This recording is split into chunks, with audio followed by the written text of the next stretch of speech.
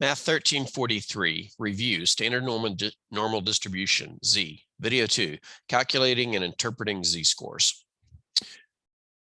Before we move forward with using the standard normal distribution, we should kind of know exactly what Z's mean and how to calculate them. So let's get right to it. Suppose you have a distribution with mean mu and standard deviation sigma. If X is any value in this distribution, then the Z-score, the value that we're defining right now, the Z-score is the number of standard deviations X is from the mean. Values above the mean have a positive Z-score and values below the mean have a negative Z-score. For example, suppose mu equals 21 and sigma equals 4. Find the Z-scores for X equals 29 and X equals 17. So we're going to find two answers. The best way to think about what a Z-score is, in my opinion, is to think about a number line. Now, this would be the number line that's on the bottom of the bell curve if you were drawing the bell curve. And as a consequence, what would go in the middle? The mean. That's supposed to be a mu. I know it looks like an M. I can draw that better. I need a better stylus.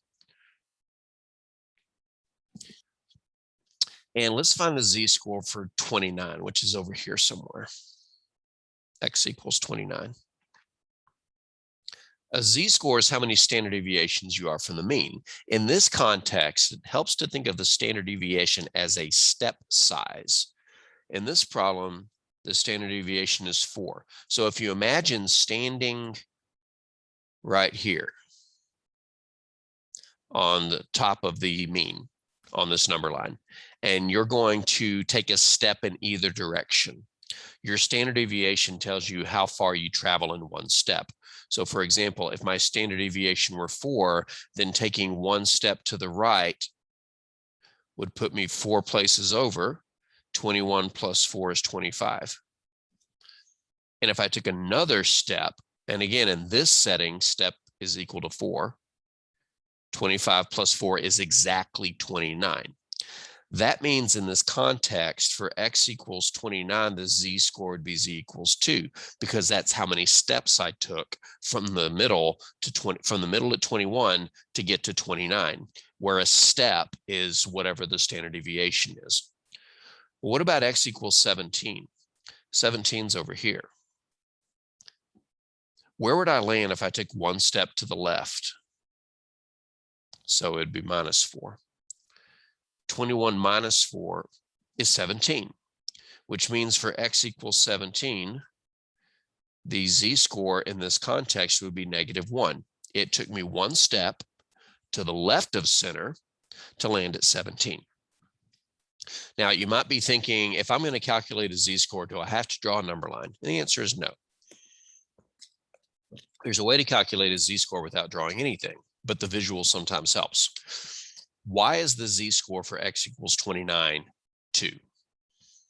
The answer is because we took 2 steps to get from the middle at mu equals 21 to the right at X equals 29. But why did it take 2 steps? Well, in order to know why it's 2 steps, I have to know 2 things. Number one, how big is a step? Well, the size of the step was given to us in the problem. It was sigma equals 4. So we have to know 2 things to figure out how many steps it takes to get from the middle to wherever we're going. Number one, how big is the step? But we also have to know how far we're traveling to get from the center to wherever we're going. How far apart are 21 and 29? It might be pretty obvious, but if it weren't, we could just subtract. 29 minus 21 is 8. In fact, let me write that down. Sounds like a good something to write. 29 minus 21 tells us how far apart the middle is from where we want to go. In other words, it tells us the distance we're traveling from the middle. But how can we figure out how many steps it takes to travel that far? The answer is to divide that by how big the step is. If we subtracted 29 minus 21, that would tell us that we need to travel a distance of 8 to get from the middle to where we're going. So 29 minus 21 is 8. But if we want to know how many steps that is, we have to divide that by how big a step is. In other words, divide by the standard deviation. and that gives us 2. And it would have worked over here as well on the going to 17. If we start at 21 and go to 17, then the distance we're traveling is the difference. But in order to say negative, because we're going to the left, it's 17 minus 21. And notice on both of these, we did minus the middle second. 17 minus 21 is -4, but if we divide that by the step size, -4 divided by 4 is -1, and that's what the z-score was. So really, to calculate a z-score, you just have to divide how far you're traveling by how big your step size is. Translation, you have to divide the difference between where you're going and where you're starting, so x minus z, and divide that by the step size, which is the standard deviation. Let's take a look at another example, or pair of examples. Suppose mu equals 21 and sigma equals 4, so the same parameters as before. Find the z-scores for x equals 24 and x equals 15. Well, let's do x equals 24 first. We'll try it the visual approach and realize why we can't always just draw a picture. Mu goes in the middle. X is over here. And for clarity, let's mark each whole number in between. 21, 22, 23, 24, 25. We don't need to write all of them. And let's go backwards to 21. Well, no, we'll do it. 21, 20, 19, 18, 17, 16, 15. All right, so we can do both of these on one line. If we wanted to figure out the z-score for 24, we would need to know how many steps it takes to get from 21 to 24. But how many steps are there between, how many spaces are there between 21 and 24? That's 3 spaces. If we were to take one step from the middle, it would actually overshoot it because our step size is still +4.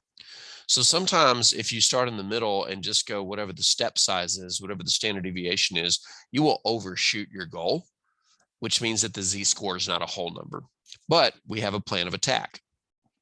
Our z-score can be found by simply taking how far we're traveling and dividing it by the step size. In this case, we're traveling to 24 from 21, and then we're going to divide that by the step size. 24 minus 21 is 3. That's a 3 on top. 3 divided by 4 to 2 decimal places is 0.75. Actually, it's exactly 0.75. So in this setting, under these parameters, the z-score for x equals 24 would be 0.75. It is 3/4 of a standard deviation from the middle to 24. What about going the other direction? What about going from 21 over here to 15? If we were to just take a step size, the step size is 4, -4, and then -4 again, we would overshoot our destination to 15. So instead of counting how many steps it takes to get from the middle to where we're going, we can calculate it by saying, where are we going? We're going to 15, minus where are we starting? The center, 21, and divide that by how big the step size is, which is 4. 15 minus 21 is -6. -6 divided by 4 is -1.5. And it kind of makes sense. It's 1.5 steps to the left. If a step is 4 spaces, then half a step would be 2 spaces. So yeah, we can actually calculate a z-score without having to draw a picture, provided we know where we're starting, the mu, where we're going, the x, and how big the step size is, the standard deviation. So here's the formula. If a distribution has mean mu and standard deviation sigma, then the z-score for any value of x is given by the following. Z equals x minus mu over sigma. You probably remember seeing this formula once upon a time. It's probably called calculating z-score, but it's exactly what we did back here. The subtraction problem on the top tells us how far we have to travel, in this case, the green bar or the pink bar.